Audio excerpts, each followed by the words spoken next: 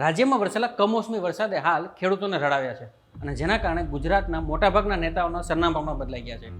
હાલ તમને નેતાઓ ન રોડ કે ન ઘર ઉપર પરંતુ ખેડૂતના ખેતરમાં પાણી માપતા જોવા મળશે, પછી તે સત્તા પક્ષ હોય કે વિપક્ષ હોય. ત્યારે આજે ગુજરાતના ઉપમુખ્યમંત્રી પણ સુરત જિલ્લાના અસરગ્રસ્ત વિસ્તારોમાં મુલાકાત લીધી હતી અને આ મુલાકાત છે એ હાલ ચર્ચાનો વિષય બની છે. ત્યારે શું છે સમગ્ર માહિતી, આવો જાણીએ આ રિપોર્ટમાં.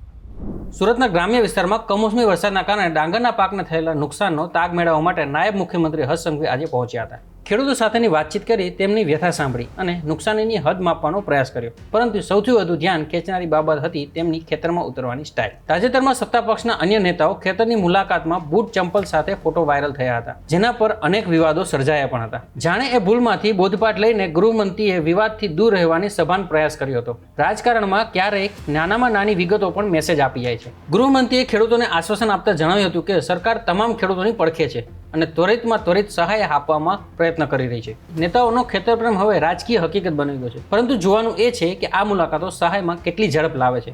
ગૃહમંત્રીએ વિવાદોથી બચવા માટે સ્માર્ટ મૂવ કર્યો હતો. હવે જોવાનું એ છે કે ખેડૂતોને રાહત પેકેજ મળે છે કે નહીં.